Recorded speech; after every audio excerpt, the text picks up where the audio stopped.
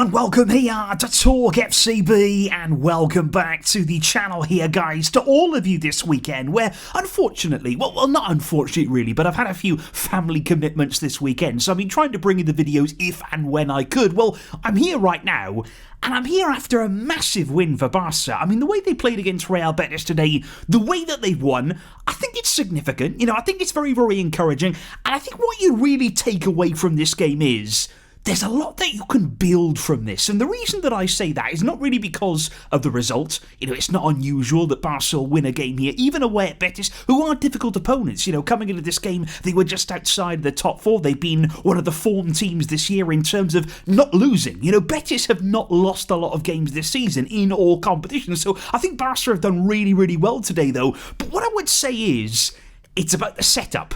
It's about the formation. It's about here the way that we played in terms of the positioning today. I think there's a lot that we can learn from today's game. I think there's a lot that we can use as the season goes on, especially surrounding the role of Lamine Yamal. Lots of positives, a hat-trick for Ferran Torres, and lots for us to discuss, guys. So it's all going to be coming up here. Get ready.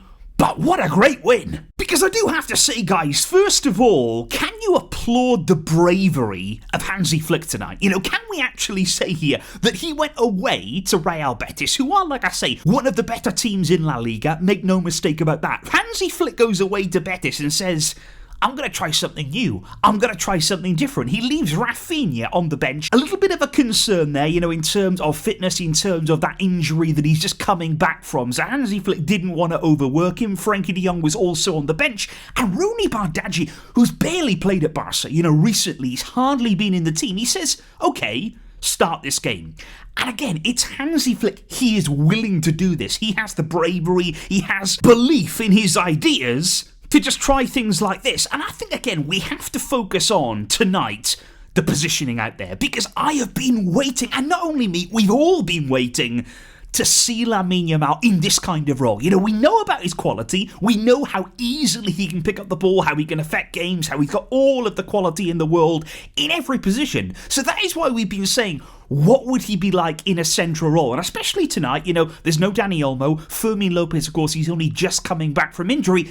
Why not give it a try? And Rooney then went off to the right-hand side, Marcus Rashford off to the left. And what we also saw as well was Ferran Torres really dropping in as well, because he's got that in his locker too. You know, Lewandowski, he's a completely different number 9. Lewandowski is going to stay very, very high up the field. He's going to be looking to play only in the penalty area. He's an incredible goal scorer, but he's not going to get, or he shouldn't get too involved in matters outside of the box. But Ferran, he is a different kind of play. He can be involved in the build-up. He can make different kinds of runs.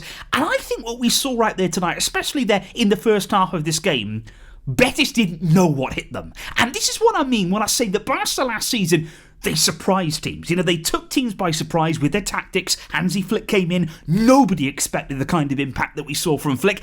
And teams didn't know how to stop Barca. You know, they were setting up against us. They were lining up against us every single week. And they just couldn't stop us. We were scoring goals for fun. Nobody could get near us. And that's what it felt like tonight. In that first half, Betis couldn't quite figure out, you know, where do we go? Do we push up? You know, do we get tight to Barca? Do we follow players there? You know, do we go high up the field to stop them? They didn't know the right approach, really, to really condemn this Barca attack. And we caused absolute chaos. I mean, Ferran Torres, he gets a first half hat-trick. And all of those goals there, they're very, very clever finishes. He gets himself in really good positions. The third one there from outside of the box as well. And a great goal it was from Rooney. You know, he picks that ball up, and for somebody who hasn't played a great deal, such confidence we see from him there in the finish. Great finish it was to put the chance away. And I just thought we blew Betis away. I thought in that first half there, we hit them with everything that we had. And you add to that as well, we went a goal down, you know, early on in the game as well. First 6 minutes or so, we're behind on the scoreboard. And then you'd be thinking, well, are the players now going to start doubting the ideas, maybe doubting some of the changes? Is this going to work out? But no, there was absolute confidence. And I love the way that Barca played in that first half. I love the air of unpredictability. This is what we need to do, in my opinion. We don't want the tactics here to become stale. We do not want to be predictable. And there's no reason to be predictable. You look at the attacking players that are out there, and especially as well, the players that come off the bench, they have so much quality. They've got so much ability and the option to play in different kinds of roles. You know, you've got Pedri as well, in alongside Eric Garcia in midfield. I do like that duo. I do like that combination there. They complement each other very, very well indeed. And I was just so impressed with what Barca brought to the game, with the way they surprised Real Betis. And yeah, at half-time in this game, we were absolutely flying. We were cruising. Betis, they couldn't do anything to stop us. But I think this is the interesting thing, and this is why I say, you know, we can learn from it, we can adapt the system, you know, maybe we can grow and improve on what we saw tonight as well, because then the second half was an interesting one. I think there were some very curious penalties in this game. I think we'd all say that there. The Yamal one, I think we'd all probably question it. If that goes against Barca, I'm asking, you know, why do we get that? Let's be very, very honest here. But I just think in general here, for Barca to come away from this game, we were 5-1 up, you know, we were absolutely cruising, like I say. We end the game 5-3. Now, of course, we won. You know, it doesn't really matter. You know, goal difference might be a factor at the end of the season, but it's pretty unlikely given the way the La Liga is set up. So 5-3, it's still a great result. It's still a great performance. It's a really, really good win for us.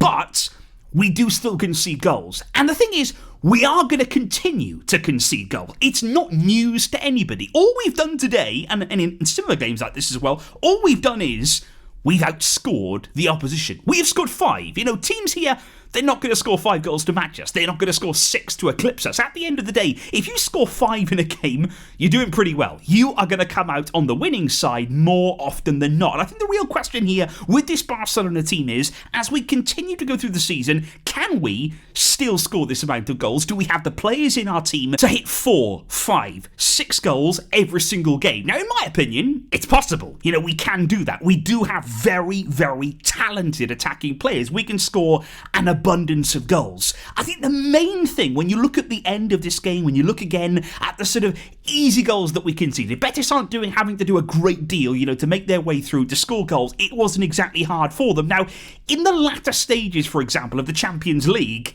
can you still score 4 and 5 and 6? I'm thinking there about the Inter game from last season, whereby we scored 3, you know, in the second leg there at San Siro, we were looking good, we'd scored 3 goals, we end up conceding 4. So the question is just going to be, okay, can you continue this goal scoring? Can you continue to be this clinical in front of goal, put your chances away, and can you consistently outscore every team that you play? There will be so many teams in La Liga that I think we do that easily. We do that without any questions asked at all. But in the biggest of games, against the best of teams, and in the Champions League, can we continue to do that? So there's just a few things here in the system, you know, with the way that we're playing, just to tidy up. You know, I think it's about concentration. I think it's about playing the full 90 minutes. You know, let's see that kind of energy, intensity, organisation for the full game. Let's close things out. You know, let's tighten things up at the back if we possibly can.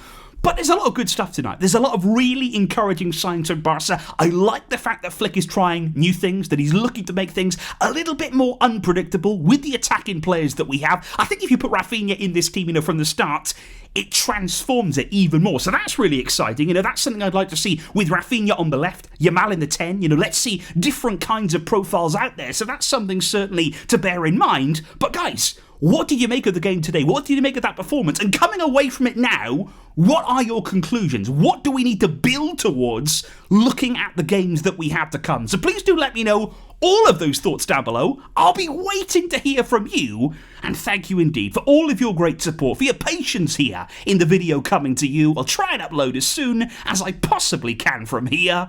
But I will see you next time. Enjoy the rest of your weekend. But until next time, as always, Vejka, El Barca.